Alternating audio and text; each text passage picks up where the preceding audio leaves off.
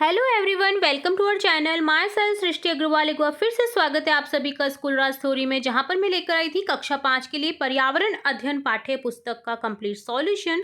अब तक हम देख चुके हैं अध्याय 1, 2, 3, 4 अभिनय सीखा और समझा 1, अध्याय 5, अध्याय 6 और अध्याय 7 तक के कंप्लीट सॉल्यूशन। इस वीडियो में हम देखने जा रहे हैं अध्याय 8, चैप्टर 8 पेड़ नहीं कटने देंगे। तो चलिए फटाफट से स्टार्ट करते हैं। तो हमारे वीडियो की एक विशेषता है जो कि मैं आपको बताना चाहूँगी। वीडियो स्टार्ट करने से पहले आपको एक एक क्वेश्चन का आंसर इस वीडियो में मिल जाएगा, चाहे वो इंटरनली क्वेश्चन हो, चाहे वो चार्ट पेपर से रिलेट हो, पोस्टर से रिलेट हो, जो भी आपको करना है सभी क्वेश्चन के आंसर्स आपको हमारे वीडियो में मिल जाएगा। इसके बाद में आपको कोई भी वीडियो देखने की जरूरत नहीं पड़ने वाली है। तो एक बार जरूर से चेकआउट करिएगा और वीडियो के एंड तक बने रहिएगा ताकि आपको सभी क्वेश्चन के आंसर इजीली समझ आ सके। तो यहाँ स्टार्ट करेंगे पेड़ नहीं कटने देंगे, जिसमें एक कविता के तौर पे बताया गया है। इस कविता को पढ़ेंगे, देन इसका भावार्थ समझेंगे, देन इसके क्वेश्चन आंसर देखेंगे। 200 पेड़ कटे जंगल में, उजड़े पूरे 100 परिवार, लेकर खबर भयानक आया जंगल में ताजा अखबार। भालू ने अखबार देखकर किया एक ऐलान, सुनो जंगल की है खबर ध्यान से सुनो सभी श्रीमान सुनो।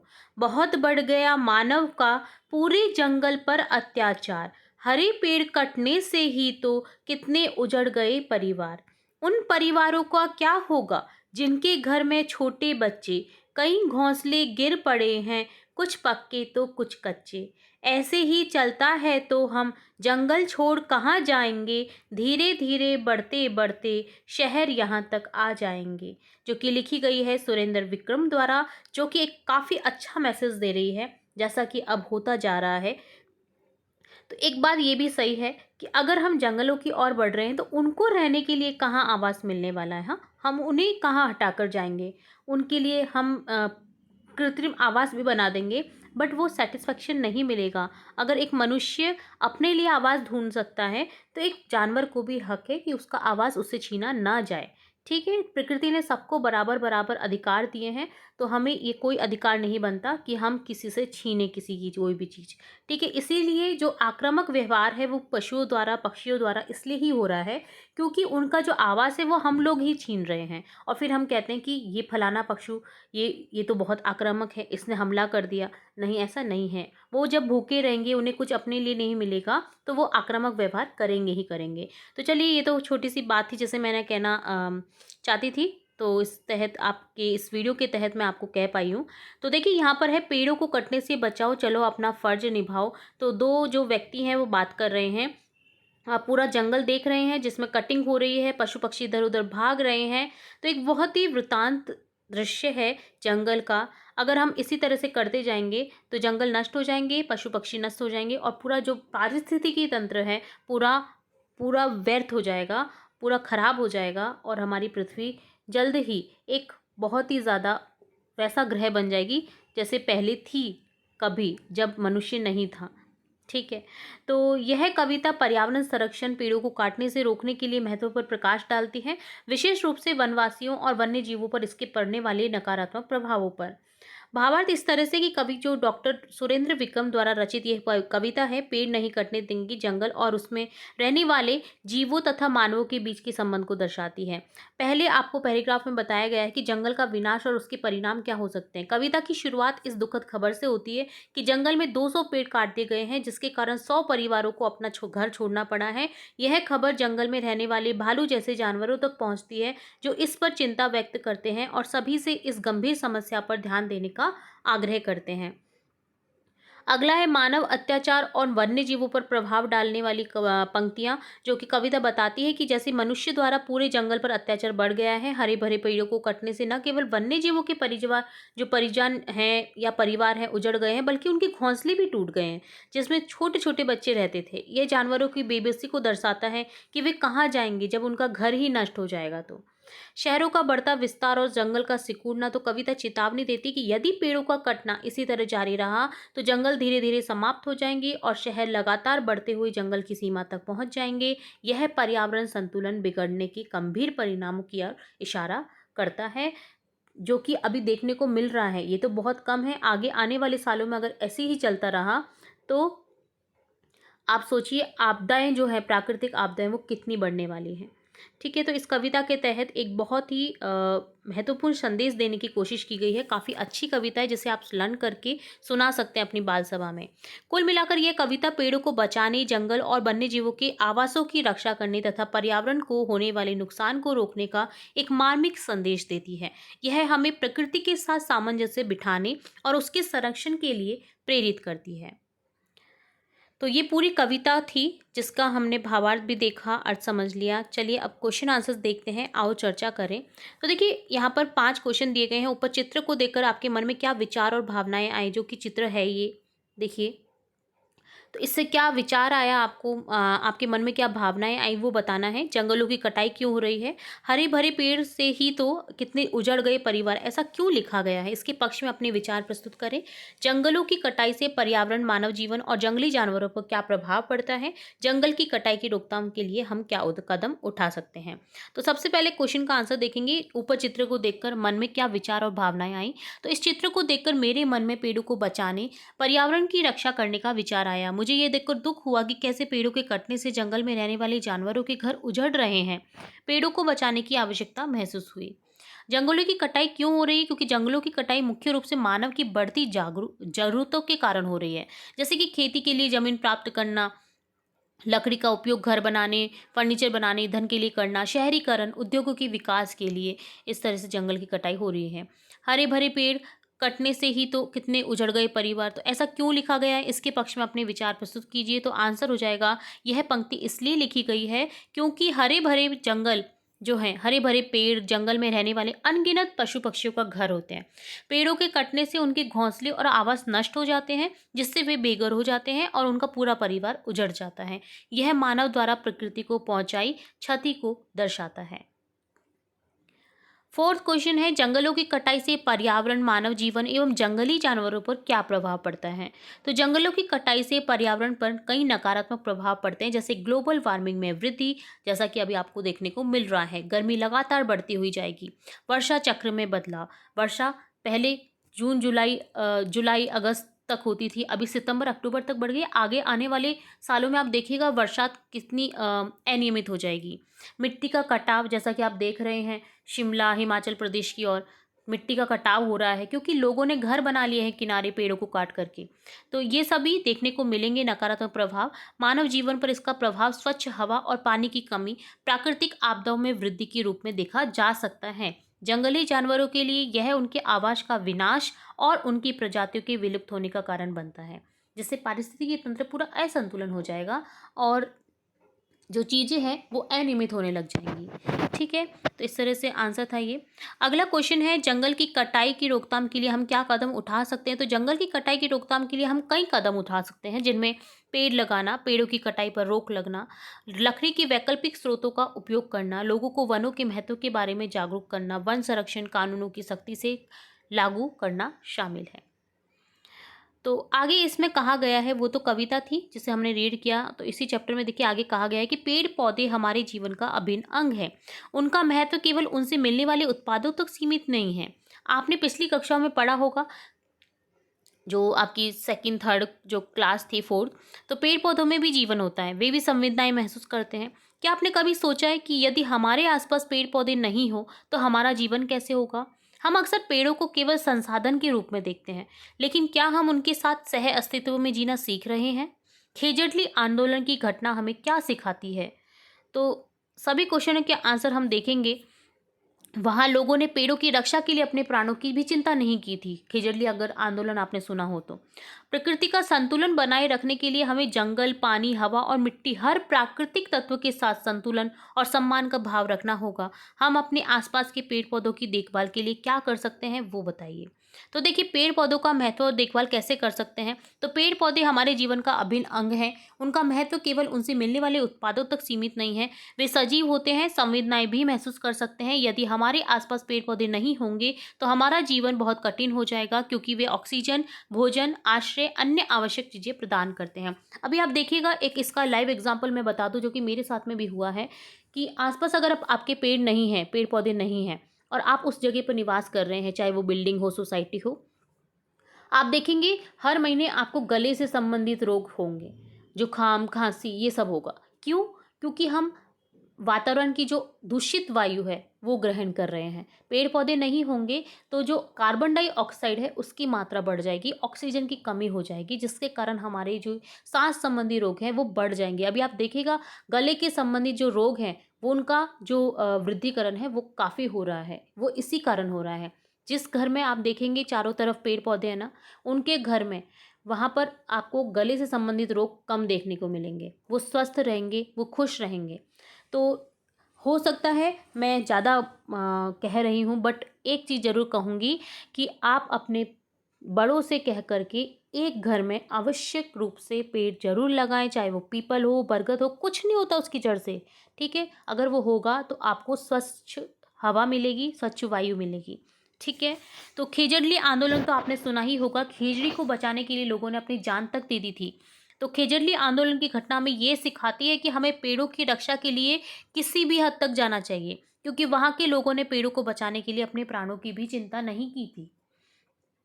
हम अपने आसपास के पेड़ों की देखभाल कैसे कर सकते हैं? तो नियमित रूप से पानी देना, खाद पोषक तत्व प्रदान करना, कीड़ों बीमारियों से बचाना, छटाई निराई करना, नए पेड़ पौधे लगाना और उनका संरक्षण करना। तो इस तरह से हम पेड़ों की देखभाल कर सकते हैं, पेड़ पौधों की, ठीक है? प्रकृति का संतुलन बनाए रखने के लिए हमें क्या करना चाहिए? तो प्रकृति का संतुलन बनाए रखने के लिए हमें जंगल, पानी, हवा और मिट्टी सहित हर प्राकृतिक तत्वों के साथ संतुलन, सम्मान का भाव रखना होगा। हमें इन संसाधनों का बुद्धिमानी से उपयोग करना चाहिए ताकि पर्यावरण को प्रदूषित होने से हम बचा सकें। आगे आइए पेड़ पौधों की हमारी जीवन में भूमिका को और गहराई से समझते हैं। तो यहाँ पर एक गतिविधि दी गई है, गतिविधि 1, जिसमें है प्रोजेक्ट कार्य क्षेत्रीय वन वृक्षों का अध्ययन। यह पता लगाइए कि आपके क्षेत्र में कौन कौन से पेड़ पौधे सर्वाधिक मात्रा में हैं, क्यों हैं, बताइए। तो देखिए आंसर देखेंगे हम यहाँ पर। राजस्थान में सर्वाधिक मात्रा में पाए जाने वाले पेड़ पौधे खेजड़ी, रोहिडा, बबूल, कैर हैं। इनकी बहुतायत का मुख्य कारण इनकी सूखा प्रतिरोधी क्षमता, क्योंकि इनको पानी कम चाहिए, कम पानी में जीवित रहने की क्षमता, स्थानीय जलवायु और मिट्टी के प्रति अनुकूलन है। यहाँ पर इसके आगे आपको चरण 1 में कहा गया है सूचना संग्रह, जिसमें कार्य 1 में कहा गया है आप अपने घर के लगभग 500 मीटर की दूरी में, आप जहाँ भी रहते हैं वहाँ से 500 मीटर की दूरी में अलग अलग पेड़ों को देखिए और अपनी नोटबुक में इन पेड़ों की सूची बनाइए। आप यह भी बताएं कि प्रत्येक पेड़ की संख्या कितनी है। जैसे उदाहरण के तौर पर यहाँ पर सारणी में दिया गया है नीम, जिसकी संख्या 10 है, जो कि उपयोग में लिया जाता है औषधीय उपयोग में। इसे उगाने के लिए अनुकूलन परिस्थिति है, सूखा क्षेत्र भी होगा तो भी चलेगा। अगला जैसे है मैंने देखा आम, जिसकी संख्या लगभग 12 थी। औषधीय उपयोग तो नहीं होता है, बट इसका फल, लकड़ी, छाया ये प्रदान करता है। फल बहुत काम आता है, आपने देखा ही है आम का। तो गर्म और आर्द्र क्षेत्र चाहिए इसके लिए। पीपल 5 पेड़ दिखे जो कि हवा शुद्ध करने के लिए बहुत कामगार है, ठीक है? पीपल को ऐसे बोला जाता है कि पीपल लगाना अशुभ होता है या पीपल नहीं लगना चाहिए, ऐसा कुछ नहीं होता है। ये व्यर्थ की बातें बताई गई हैं। पहले के लोग पीपल बरगद के नीचे ही रहा करते थे। तो पीपल का पौधा जो है वो हवा को शुद्ध करने का काम करता है। सबसे ज़्यादा ऑक्सीजन मिलती है पीपल के पौधे से, पेड़ से। धार्मिक महत्व भी है इसका, तो इसको भी कटिंग करने से बचाना चाहिए। गर्म क्षेत्र में ये उग सकता है। शीशम 6 पेड़ मिले लगभग, जो कि फर्नीचर और लकड़ी के काम आता है। गर्म और नम क्षेत्र इसके लिए चाहिए होता है। कार्य 2 में आप क्या करेंगे कि पेड़ पौधे से मिलने वाले उत्पादों के आधार पर ये सारणी पूरी करनी है आपको। जैसे आम से क्या मिलता है, फल और सब्जियां मिलती हैं।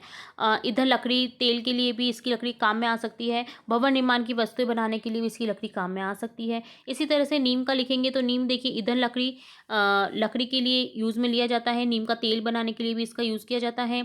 भवन निर्माण की वस्तुएं बनाने के लिए, फर्नीचर बनाने के लिए इस लकड़ी का उपयोग किया जाता है। कुछ अन्य इसके नाम है, जैसे औषधीय उपयोग, कीटनाशक के रूप में भी इसका यूज़ किया जाता है। पीपल चारे के लिए भी यूज़ की जाती है। पीपल की पत्तियां और फूल होते हैं, इसमें हवा शुद्ध करने का काम करता है और धार्मिक महत्व भी है इसका।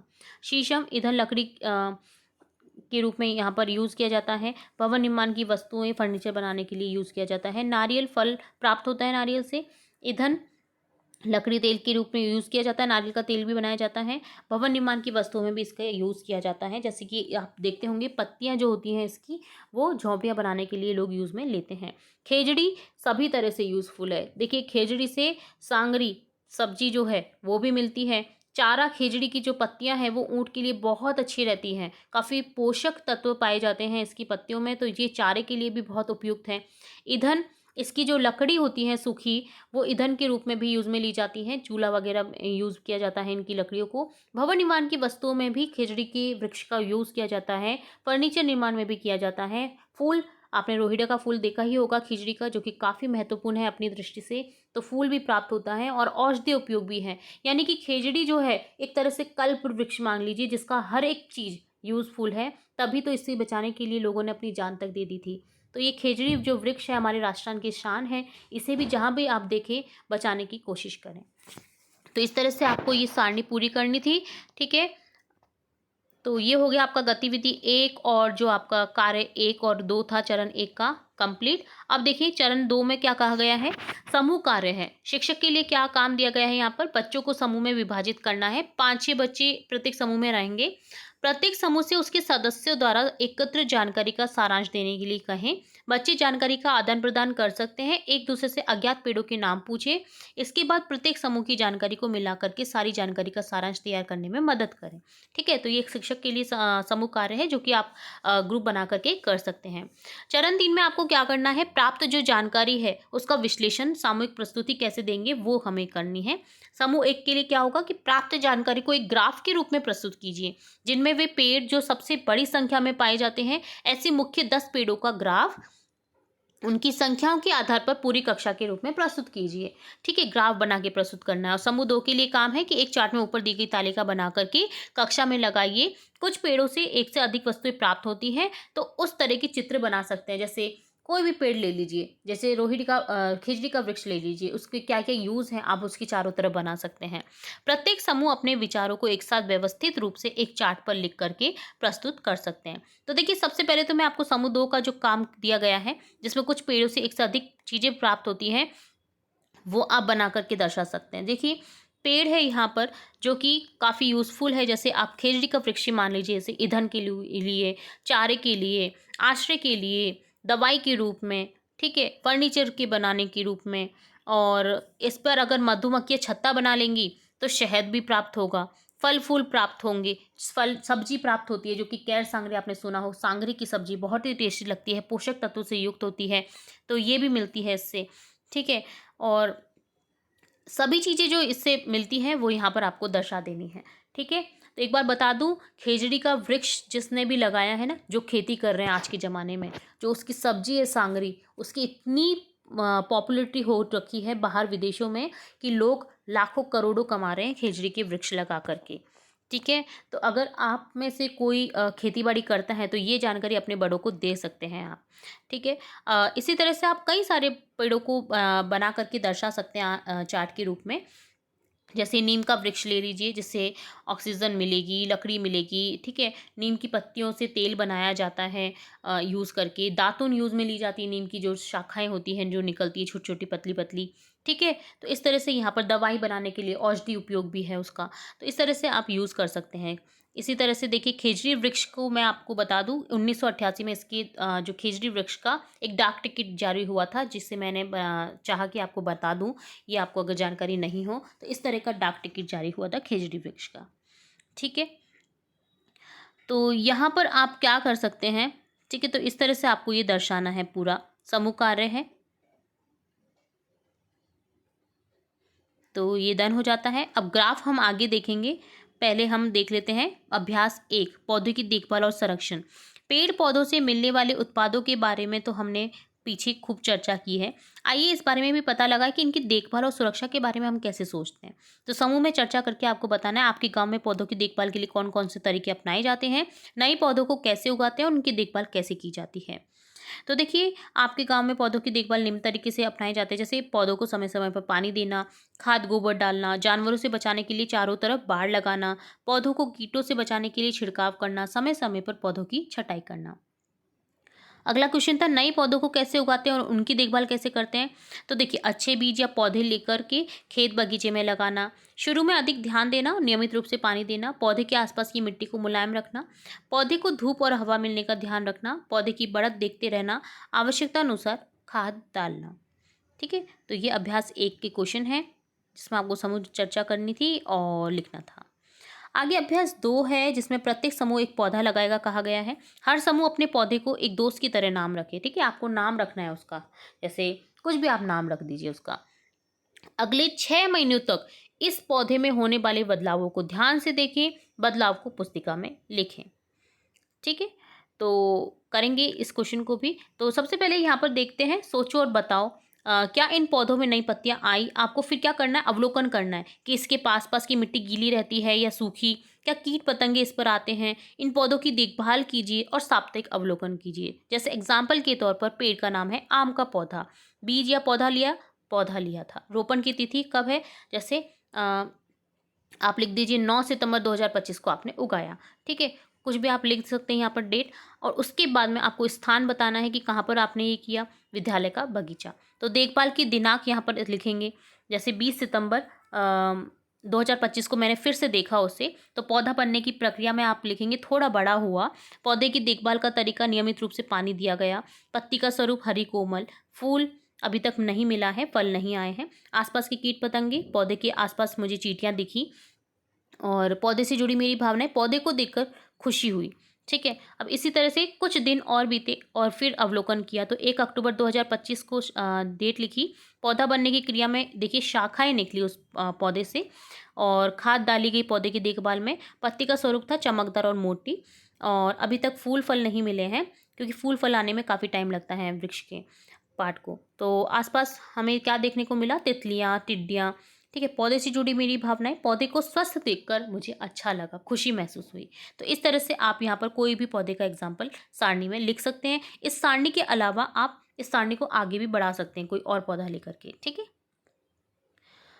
अगला है प्रयोगात्मक कार्य, जिसमें अभ्यास 3 में प्रकृति की देखभाल का एक जरूरी पहलू बढ़ते कचरे की समस्या का समाधान ढूंढना भी है। आओ इसके बारे में समझ सकते हैं हम, समझते हैं।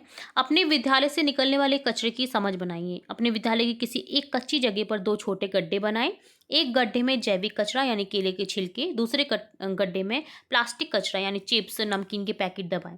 20 दिन बाद इन गड्ढों को खोद कर देखें, केले या सब्जी के छिलकों का क्या हुआ, चिप्स के पैकेट का क्या हुआ। क्या आपने कभी सोचा है कि हम प्लास्टिक की थैली, बोतल फेंक देते हैं तो वह कहाँ जाती है? प्लास्टिक बहुत विशिष्ट पदार्थ होता है, यह जल्दी खराब नहीं होता, लेकिन यही इसकी सबसे बड़ी परेशानी भी है। केले का छिलका, पत्तियां कुछ ही हफ्तों में मिट्टी में मिल जाते हैं, लेकिन प्लास्टिक को खत्म होने में सैकड़ों वर्ष लग जाते हैं।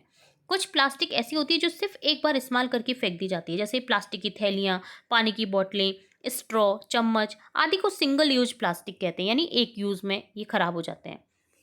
समस्या ये है कि ये चीज़ें हमारे काम सिर्फ कुछ मिनटों के लिए आती है, लेकिन इनका कचरा सैकड़ों साल तक धरती पर बना रहता है। जब प्लास्टिक कूड़े में पड़ी रहती है या नालियों में बह जाती है तो वह मिट्टी, पानी, हवा को प्रदूषित कर देती है। जानवर गलती से प्लास्टिक खाकर बीमार पड़ जाता है। तो अगर ये समस्या इतनी बड़ी है तो हम इसके लिए क्या कर सकते हैं? किन किन कार्यों में हम प्लास्टिक से बनी वस्तुओं का उपयोग करते हैं? हमारे आसपास कौन सी वस्तुएं जो प्लास्टिक से बनी हैं, एक बार उपयोग के बाद फेंक दी जाती हैं, वो बताना है। इनमें कौन सी वस्तुएं कागज या कपड़े की चीज़ों से बदली जा सकती हैं, सारणी में लिखना है। तो देखिए हम इसके लिए क्या कर सकते हैं, तो सारणी बाद में देखेंगे, पहले इसका देख लेते हैं कि हम इसके लिए कर क्या सकते हैं। प्लास्टिक को कम उपयोग के लिए कम से कम प्लास्टिक का उपयोग करें, सिंगल यूज प्लास्टिक से बचें, कागज, धातु, मिट्टी और कपड़े से बनी चीज़ों का प्रयोग करें, प्लास्टिक को रिसाइकिल करें, लोगों को जागरूक करें। हम प्लास्टिक से बनी वस्तुओं का कहाँ उपयोग करते हैं, तो पानी की बोतलें, डिब्बे, डिब्बियों के ढक्कन, प्लास्टिक के डिब्बे, कंटेनर, खिलौने, बाल्टी, मग में। हमारे आसपास कौन सी वस्तुएं सिंगल यूज प्लास्टिक की हैं, तो थैलियाँ हैं, स्ट्रॉ है, प्लास्टिक की जो नलियाँ आती हैं, पानी की छोटी बोतलें, प्लास्टिक की प्लेट, गिलास, चम्मच, पैकेट जैसे चिप्स, नमकीन, बिस्कुट आदि के। ठीक है? तो ये सभी सिंगल यूज हैं। तो अब आपको बताना है यहाँ पर सारणी में लंबे इस्तेमाल वाली प्लास्टिक की वस्तुएं, सिंगल यूज प्लास्टिक और इनके विकल्प। तो देखिए लंबे यूज में आने वाली, देखिए पानी की बोतल जो रीयूजेबल हम कर सकते हैं, प्लास्टिक की बाल्टी, मग, ये लंबे समय तक हम यूज में लेते हैं। प्लास्टिक का डिब्बा, कंटेनर, प्लास्टिक के खिलौने। अब सिंगल यूज वाली चीज़ें, जो सामान वाली थैली हो गई, प्लास्टिक का straw, disposable plate, glass, packet, chips, biscuit के जो पैकेट होते हैं वो। इनके विकल्प ये है कि आप देखिए थैलियों की जगह कपड़े का झोला यूज़ में ले सकते हैं। स्टील बॉक्स, स्टील और बांस की नली स्ट्रॉ के रूप में यूज़ में ले सकते हैं, प्लास्टिक की स्ट्रॉ की जगह। आजकल स्टील की स्ट्रॉ मिल रही हैं, उनका यूज़ कर सकते हैं। स्टील, मिट्टी या पत्तों की प्लेट यूज़ में ले सकते हैं। कागज़ या कपड़े की पैकिंग करवा सकते हैं। तो इस तरह से हम प्लास्टिक का कम से कम उपयोग कर सकते हैं। ठीक है, तो इस तरह से ये डन होता है आपका कंप्लीट जो आंतरिक क्वेश्चन आंसर से। ठीक है, अब आगे बढ़ेंगे और अभ्यास कार्य देखेंगे। अभ्यास कार्य को देखने से पहले आपके मन में अभी क्वेश्चन होगा कि मैम ने हमें ग्राफ वाला क्वेश्चन तो बताया ही नहीं है, तो वो क्वेश्चन हम अभी देखने वाले हैं। आपके जो अभ्यास कार्य में क्वेश्चन है उसी के साथ में उस क्वेश्चन को भी देखेंगे जो आपका ये रह गया था। देखिए यहाँ पर चरण 3 में जो समूह 1 और 2 के लिए जो गतिविधियां दे रखी हैं वो हम अभ्यास कार्य में देखने वाले हैं। तो आपको पूरा आंसर मिल जाएगा इस क्वेश्चन का। तो चलिए स्टार्ट करते हैं। सबसे पहले अभ्यास कार्य में दिया गया है क्वेश्चन, एक बार उपयोग होने वाले प्लास्टिक यानी सिंगल यूज प्लास्टिक की समस्या पर विचार कीजिए। तो क्वेश्चन है प्लास्टिक के कारण कौन कौन सी समस्या उत्पन्न होती है और इसका समाधान क्या हो सकता है। तो फर्स्ट क्वेश्चन है कि कौन कौन सी समस्याएं उत्पन्न होती हैं, जैसे मिट्टी, जल और वायु प्रदूषण फैलता है, प्लास्टिक आसानी से नष्ट नहीं होता है, जानवर गलती से इसे खा लेते हैं और बीमार हो जाते हैं, नालियां जाम हो जाती हैं, जल और समुद्र में जाने से मछलियां एवं अन्य जीव मर जाते हैं। प्लास्टिक समस्या का समाधान किस तरह से किया जा सकता है। प्लास्टिक का प्रयोग कम करना, कपड़े और कागज की थैलियां इस्तेमाल करना, प्लास्टिक को रिसाइकिल करना, सिंगल यूज प्लास्टिक पर पूरी तरह रोक लगाना, लोगों को जागरूक करना। तो सिर्फ थैलियां बंद करने से, जो हम सामान लाते हैं उन्हीं से बंद करने से कुछ नहीं होगा, जब तक ये जो चिप्स कुरकुरे की जो थैलियां आती हैं ये ना बंद हो जाएं। ठीक है, इनमें भी एक ऐसा प्रावधान होना चाहिए कि इनका जो साइकिल है वो पुनर्साइकिल किया जा सके या रिसाइकिल किया जा सके, इस तरह की थैलियों का निर्माण किया जाना चाहिए। अगला है प्रयोगात्मक कार्य, जिसमें फर्स्ट सेकंड थर्ड के आंसर देखेंगे हम बारी बारी से। पहला है अपने आसपास देखकर 5 ऐसी वस्तुओं की सूची बनाइए जिनमें एक बार उपयोग होने वाले प्लास्टिक को इस्तेमाल किया जाता है, जैसे प्लास्टिक की थैली, प्लास्टिक का गिलास, प्लास्टिक की बोतल, चिप्स नमकीन के पैकेट, प्लास्टिक का स्ट्रॉ। अगला क्वेश्चन है चर्चा कीजिए कौन कौन से कार्य को हम प्लास्टिक का उपयोग किए बिना कर सकते हैं। तो देखिए, आप बाजार जाते हैं तो बाजार जाते समय कपड़े का झोला ले जाएं, इससे हम प्लास्टिक का यूज़ कम कर सकते हैं। पानी पीने के लिए स्टील या मिट्टी के गिलास का प्रयोग करना, खाने पीने की चीज़ें डिब्बे में रखना ना कि थैलियों में रखना, गिफ्ट पैकिंग के लिए कपड़े या कागज़ का प्रयोग करना। अगला क्वेश्चन थर्ड है, एक सप्ताह तक अपने घर या स्कूल में प्लास्टिक कचरा कम करने के लिए कौन कौन से कदम उठा सकते हैं, इसकी योजना बनाकर लागू कीजिए। तो देखिए, ये कर सकते हैं हम, जैसे पानी की बोतल प्लास्टिक की बजाय स्टील की रखना, सब्जी लाने के लिए कपड़े की थैली रखना, टिफिन में प्लास्टिक रैपर का प्रयोग ना करना, क्योंकि आजकल कागज़ के रैपर भी आ रहे हैं जिनमें आप पराठा रोटी को रैप कर सकते हैं इजीली।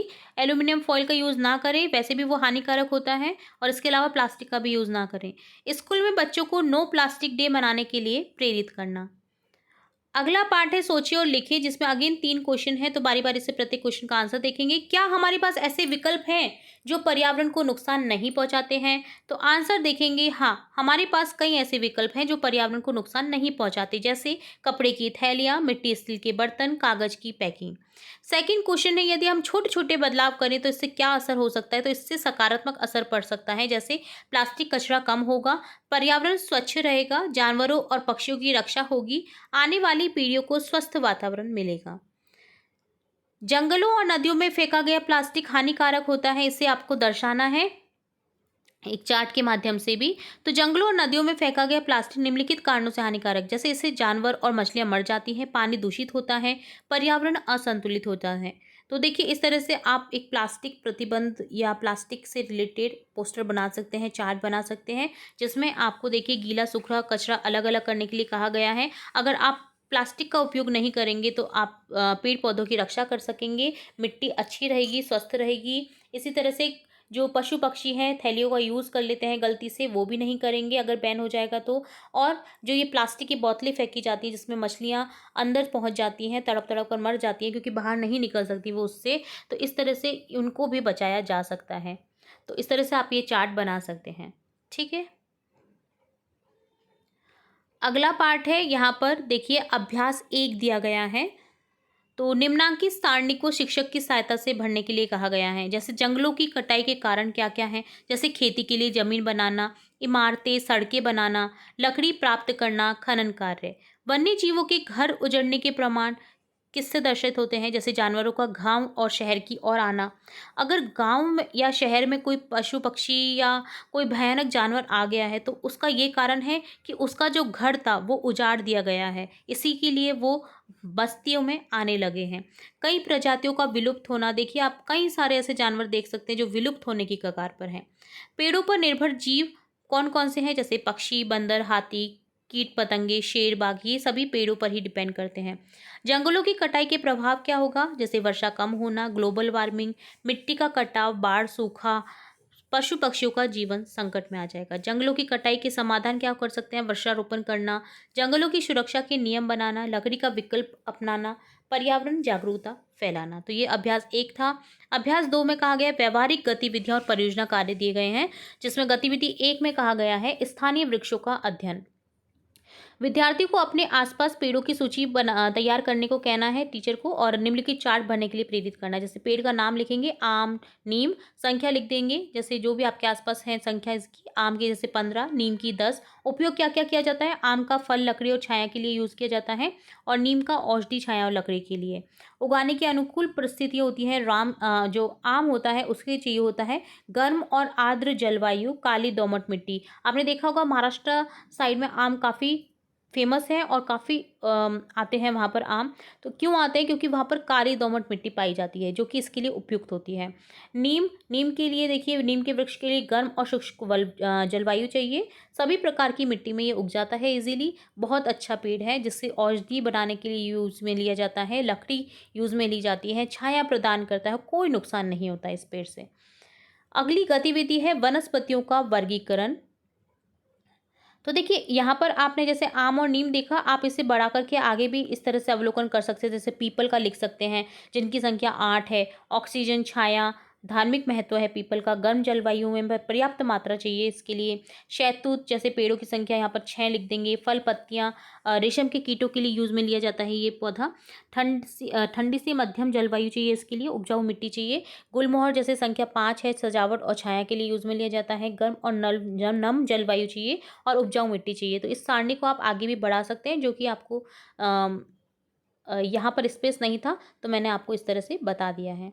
ठीक है। अब अगला गतिविधि 2 है, जिसमें वनस्पतियों का वर्गीकरण करेंगे। पेड़ का नाम आ जाएगा, फल सब्जियाँ यूज़ में ली जाती हैं, उसका क्या यूज़ में लिया जाता है वो बताना है। चारा यूज़ में लिया जाता है या नहीं। लकड़ी यूज़ में ली जाती है, फर्नीचर बनाने में यूज़ में लिया जाता है। फूल मिलते हैं क्या, अन्य चीज़ें। तो देखिए आम है वो फल है, चारा नहीं होता है इससे। ये लकड़ी इसकी यूज़ में ली जाती है, और फर्नीचर बनाने के लिए यूज़ में लिया जाता है इसकी लकड़ी को। और अन्य में लिखेंगे छाया प्रदान करता है। नीम नीम चारे के लिए यूज़ में लिया जाता है, लकड़ी के लिए यूज़ में लिया जाता है, और औषधीय उपयोग है इसके लिए।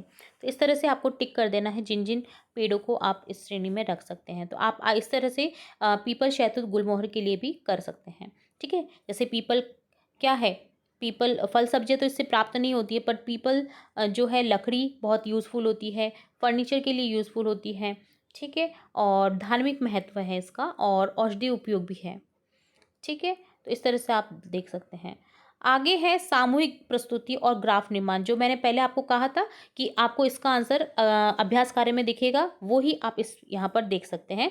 तो सबसे पहले यहाँ पर कहा गया है गतिविधि 1 और 2 से एकत्रित जानकारी जो है वो कक्षा में प्रस्तुत करनी है, और 10 सबसे अधिक पाए जाने वाले पेड़ों पर एक ग्राफ बनाना है। ठीक है। तो इससे उपयुक्त जो जानकारी है वो आपको एकत्रित करके कक्षा में प्रस्तुत करनी है। तो कैसे करेंगे हम?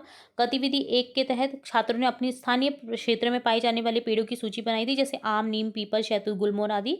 गतिविधि 2 में क्या करना है कि छात्रों ने इन पेड़ों को विभिन्न श्रेणियों में वर्गीकृत किया, जैसे फल देने वाले, चारा देने वाले, जैसा कि आप देख पा रहे हैं सारणी में, है ना। फल देने वाले कौन से हैं पेड़, चारा देने वाले, लकड़ी फर्नीचर से युक्त। ठीक है। इसी तरह से फूल वाले पौधे। तो ये आपको अलग अलग करना है, सूची तैयार करनी है। अब प्रस्तुतिकरण का तरीका क्या है? प्रत्येक समूह अपनी बनाई हुई सूची और वर्गीकरण चार्ट सभी को दिखाएगा। यह एक समूह यह बताएगा कि कौन सा पेड़ फल देता है, कौन सा औषधीय, जैसे आम का पेड़ फल देता है, नीम का पेड़ औषधीय है। कौन सा छाया देने वाला है? पीपल, बरगद। ठीक है, ये छाया देने वाला है। दूसरे समूह से तुलना करके सभी पेड़ों के बारे में सामूहिक चर्चा करनी है। तो देखिए पेड़ों की संख्या का बार ग्राफ बनाएंगे, जिसके लिए स्टेप 1 है डेटा को समझना कि पेड़ों के नाम, उनकी संख्या दी गई है। ये डेटा एक बार ग्राफ स्तंभ चित्र बनाने के लिए उपयोग किया जाएगा, जैसे आम 15, नीम 12, पीपल 10, सहतूत 8, गुलमोहर 7 और बरगद 6, अशोक 5, अजामुन 5, इमली 4। तो ये इनकी संख्याएं हैं जिससे आप ग्राफ बनाने के लिए यूज़ में लेंगे। ये पेड़ के नाम हो गए, ये इनकी संख्या हो गई। अब क्या करेंगे, अक्षों का निर्धारण करेंगे स्टेप 2 में। जैसे क्षैतिज अक्ष एक्स एक्सिस, इस पर पेड़ों के नाम आ जाएंगे, आम, नीम, पीपल आदि। ऊर्ध्वाधर अक्ष यानी वाई एक्सिस पर लिखेंगे जो अपने संख्या है 0 से 15 तक उचित अंतराल पर। आप 5-5 का अंतराल ले सकते हैं, 2-2 का अंतराल ले सकते हैं, 3-3 का अंतराल ले सकते हैं, ये आपकी इच्छा है। ठीक है, अब देखेंगे बार स्तंभ बनाना। तो प्रत्येक पेड़ के नाम के लिए उसकी संख्या के अनुसार ऊर्ध्वाधर अक्ष पर एक स्तंभ बनाएंगे। उदाहरण के लिए आम के लिए 15 तक स्तंभ बनाएंगे, नीम के लिए 12 तक। इसी तरह अन्य पेड़ों के लिए बनाएंगे। प्रत्येक स्तंभ को रंग से भरेंगे, अलग अलग पैटर्न देंगे ताकि आप स्पष्ट रूप से देख सकें। ग्राफ का शीर्षक लिखेंगे 10 सबसे अधिक पाए जाने वाले पेड़ों का ग्राफ। ठीक है, तो इस तरह से उपरोक्त चरणों का पालन करके आप दिए गए डेटा के आधार पर पेड़ों की संख्या को दर्शाने वाला एक बार ग्राफ सफलतापूर्वक बना सकते हैं, जिसमें क्षैतिज अक्ष पर पेड़ों के नाम, ऊर्ध्वाधर अक्ष जो खड़ी लाइन है उस पर उनकी संख्या होगी। प्रत्येक पेड़ के लिए उसकी संख्या के अनुरूप एक स्तंभ बनेगा। तो अब ग्राफ देख लेते हैं जो कि इस तरह से बनेगा। देखिए, तो देखिए सबसे पहले आम आ जाएगा जो कि 15 पेड़ हैं, जिससे जैसे आप देख पा रहे हैं 15। फिर उसके बाद में 12 पेड़ आ जाएंगे जो कि आपके नीम के हैं। तो इसी तरह से आपको वृक्षों के अकॉर्डिंग यहाँ पर पैराग्राफ दर्शा देना है। ऐसे ही आपको ये ग्राफ जो है ये आपको दर्शाना है। नीचे पौधों के नाम आ जाएंगे, पेड़ के नाम, ऊपर संख्या आ जाएगी 0 से 15 तक की। ठीक है, तो ये ग्राफ रहा। और ये आपका जो पहले हम जो चैप्टर देख रहे थे, चैप्टर के अंदर भी क्वेश्चन आया था, वो इस तरह से यहाँ पर आप दर्शा सकते हैं उसमें। तो ये पाठ्यांश एक सामूहिक प्रस्तुति और ग्राफ के उत्तर के बारे में। इसमें बताया गया कि ग्राफ में आपके क्षेत्र में सबसे अधिक पाए जाने वाले 10 पेड़ों की संख्या के अनुसार दर्शाया गया है। उदाहरण के तौर पर आम, नीम, पीपल, शहतूत और गुलमोहर जैसे पेड़ों का उल्लेख किया गया है। अब सामूहिक प्रस्तुति में आप क्या करेंगे कि जैसे आप बताएंगे आम सबसे अधिक पाए जाने वाला पेड़, फल और छाया के लिए उपयोगी है। नीम औषधीय गुणों वाला पेड़ है, पर्यावरण को शुद्ध करता है। पीपल यह अधिक ऑक्सीजन देता है, इसका धार्मिक महत्व भी है। शहतूत यह फल देने वाला पेड़ है, इसकी पत्तियां रेशम के कीड़ों के लिए उपयोगी होती हैं। गुलमोहर एक सजावटी पौधा है, पेड़ है और छायादार पेड़ है। अन्य पेड़ में आ जाएगा जैसे बबूल, अशोक, जामुन, अमरूद, बरगद जैसे अन्य पेड़ भी छाया, फल, लकड़ी और पर्यावरण संतुलन के लिए महत्वपूर्ण है। तो ये उपरोक्त जानकारी थी पूरी सामूहिक प्रस्तुति के साथ। ठीक है, तो अब आगे बढ़ेंगे और देखेंगे संरक्षण एवं जागरूक गतिविधियां, जिसमें अभ्यास 3 में कहा गया है पौधों की देखभाल और संरक्षण। निम्नलिखित प्रश्नों पर चर्चा कीजिए। पौधों को नष्ट करने वाले मुख्य कारक क्या हैं? कौन से पौधे सबसे अधिक कोमल होते हैं? और थर्ड क्वेश्चन है आपके गांव या शहर में पौधों की देखभाल के लिए कौन से तरीके अपनाए जाते हैं? तो पहले क्वेश्चन का आंसर देखेंगे, पौधों को नष्ट करने वाले मुख्य कारक जो कि है अधिक कटाई, जंगलों का नष्ट होना, प्रदूषण, वायु जल मिट्टी प्रदूषण जो होता है, कीड़े मकोड़े और बीमारियां, अत्यधिक चराई, सूखा और बाढ़ जैसी प्राकृतिक आपदाएं। कौन कौन से पौधे सबसे अधिक कोमल होते हैं? कौन से पौधे कोमल होते हैं? तो देखिए नन्हे पौधे जो नवजात पौधे होते हैं, बिल्कुल नए नए लगे होते हैं। फूल वाले पौधे भी कोमल होते हैं। सब्जियों के पौधे जैसे टमाटर, बैंगन, पालक आदि के पौधे कोमल होते हैं। गमलों में लगे जो छोटे पौधे होते हैं वो भी कोमल होते हैं। अब बात कही गई है कि आपके गांव और शहर में पौधों की देखभाल के लिए कौन से तरीके अपनाए जाते हैं, वो देखेंगे। तो सबसे पहले देखेंगे गांव में पौधों की देखभाल कैसे की जाती है। तो गांव में अधिकतर लोग अपने घरों, खेतों, बगीचों में पौधे लगाते हैं। पौधों को समय समय पर पानी देना, खाद डालना, खेत की जुताई करना उनकी दिनचर्या का हिस्सा है। गांव के लोग पशुओं की गोबर खाद, प्राकृतिक खाद का उपयोग करते हैं, जिससे पौधे अधिक समय तक जीवित रहते हैं। खेतों की मेड़ पर नीम, पीपल, आम, बबूल जैसे बड़े पेड़ लगाए जाते हैं जो छाया और पर्यावरण संतुलन बनाए रखते हैं। गांव में पौधों को काटने की बजाय उनका संरक्षण किया जाता है, क्योंकि खेती और जीवन दोनों उनसे जुड़े होते हैं। शहर में पौधों की देखभाल कैसे की जाती है? तो शहर में जगह की कमी के कारण पौधे अधिकतर गमले, बगीचे और पार्क और सड़क किनारे लगाए जाते हैं। नगर निगम या बागवानी विभाग नियमित रूप से पौधों को पानी देने, छटाई का काम करते हैं। घरों, फ्लैटों में लोग छतों, बालकनी, गमलों में फूलों और औषधीय पौधों जैसे तुलसी, एलोवेरा की देखभाल करते हैं। कुछ स्थान पर स्वयंसेवी संस्थाएं, विद्यालय वृक्षारोपण अभियान चलाकर पौधों की सुरक्षा करते हैं। शहर में पौधों की सुरक्षा के लिए लोहे की जालियां और संरक्षक घेराबंदी की जाती है ताकि वाहन या जानवर उन्हें नुकसान नहीं पहुंचा सके। तो निष्कर्ष ये निकलता है कि चाहे वो गांव है या शहर, दोनों में पौधों की देखभाल के अलग अलग तरीकों से की जाती है, लेकिन उद्देश्य एक ही है, पर्यावरण को हरा भरा रखना, जीवन को संतुलित बनाए रखना। अगला अभ्यास 4 है जिसमें प्रयोगात्मक कार्य है। प्रत्येक समूह एक पौधा और 6 महीने तक उस पौधे से रिलेटेड रिकॉर्ड बनाएगा। जैसे एग्जाम्पल यहाँ पर ले लिया, आप कोई भी एग्जाम्पल ले सकते हैं। आप नीम, प्रत्येक जो छात्र है, प्रत्येक समूह है छात्रों का 5 से 6 विद्यार्थी एक समूह में रहेंगे। तो एक समूह जैसे आम ले लेगा, एक समूह नीम ले लेगा। तो यहाँ पर एक समूह का एग्जाम्पल बता रही हूँ मैं। जैसे एक समूह ने गुलमोहर का पौधा लिया। अब देखिए, ये बीज है या पौधा लिया, तो पौधा लिया बता देंगे। रोपण तिथि, कब रोपण किया गया गुलमोहर को, 10 जुलाई 2025, जो भी डेट आपको लिखनी है वो। अब क्योंकि उस डेट से आप स्टार्ट करेंगे 6 महीने तक उस पौधे का अवलोकन करना। तो स्थान होगा, जैसे आप स्कूल गार्डन में लगा सकते हैं उस पौधे को, या विद्यालय के किसी कॉर्नर में, या फिर आप घरों में भी यूज़ कर सकते हैं। देखभाल कैसे करेंगे, पानी डालना, पानी देना, खाद डालना। पत्ती का स्वरूप कैसा होता है, हरी बड़ी पत्तियां होती हैं। भावनाएं कैसी होती हैं, खुशी व्यक्त होती है जब हम कोई पौधा लगाते हैं। तो देखिए, इस तरह से आपको अब क्या करना है, इसका 6 महीने तक अवलोकन करना है। विद्यार्थी अगले 6 महीने तक अवलोकन करके इसमें बदलाव जोड़ेंगे, जैसे पौधे की ऊंचाई, फूल खिलना, नई शाखाएं निकलना। तो सप्ताह संख्या 1 यहाँ पर लिखेंगे। पहले सप्ताह में क्या हुआ, तो 10 जुलाई को तो बोया ही है ये, जिसमें छोटा पौधा है, 15 सेंटीमीटर का। पानी दिया, चींटियां दिखी आसपास, और नई पत्तियां, फूल में 2-3 पत्तियां यहाँ पर आपको दिखाई दी हैं उस टाइम जब हमने लगाया। अब अगले 7 दिन बाद हम देखेंगे, 17 जुलाई को 20 सेंटीमीटर हुआ। पानी दिया, हल्की खाद डाली, तितली मंडराई, नई पत्तियां निकली। तो आपको अगर समझ नहीं आ रहा, थोड़ा सा ब्लर हो गया है क्योंकि पिक्चर, तो मैं आपको बोल रही हूँ, आप जैसे जैसे बोल रही हूँ वैसे वैसे नोट कर लीजिए।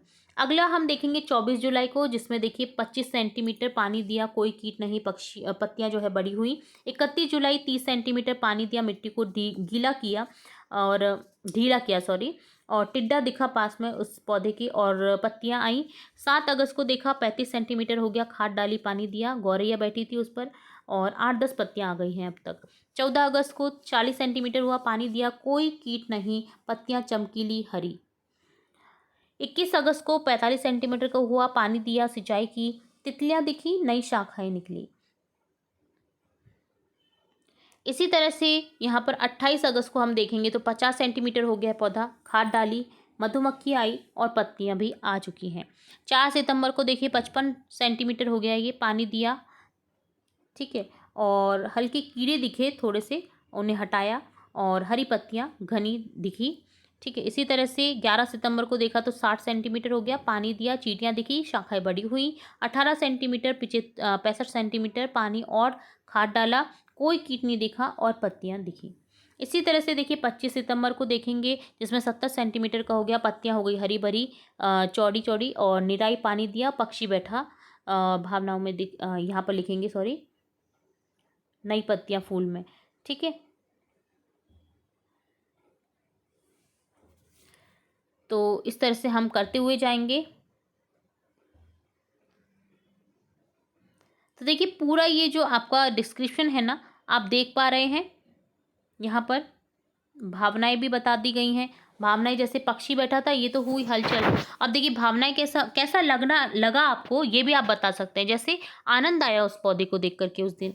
इसी तरह से 2 अक्टूबर को देखा, पौधा हो चुका था 75 सेंटीमीटर, नई शाखाएं निकली, पानी दिया, टिड्डा दिखा, पौधा तेजी से बढ़ रहा है। इसी तरह से 9 अक्टूबर 80 सेंटीमीटर का हुआ, पत्तियां और बड़ी, खाद डाली, कोई कीट नहीं, खुशी भावना व्यक्त की। 16 अक्टूबर 85 सेंटीमीटर, घनी पत्तियां, पानी दिया, गौरैया आई, बहुत अच्छा लगा। 23 अक्टूबर 90 सेंटीमीटर, शाखाएं निकली, पानी दिया, तितली मंडराई, पौधे को देखकर सुखद लगा। 30 अक्टूबर 95 सेंटीमीटर, चमकीली पत्तियां, खाद डाली, कोई कीट नहीं, पौधा अब पेड़ जैसा लग रहा था। 6 नवंबर को देखा तो नई शाखाएं आ गई हैं, 1 मीटर हो चुका है पौधा, पानी दिया, चींटियाँ दिखी, पौधे को देखकर गर्व हुआ। 12 नवंबर को देखेंगे तो 1.1 मीटर की वृद्धि हुई, शाखाएं बढ़ी, पानी दिया, कोई कीट नहीं, अच्छा लगा। 27 नवंबर 1.15 मीटर हो गया और पत्तियां बढ़ी, खाद डाली, गौरैया बैठी, तो यानी जो भावनाएं हैं वो उसमें लिखेंगे हम, आनंद आया हमें देख करके। जब पौधे से पेड़ बनता है ना तो उसका आनंद अलग ही रहता है।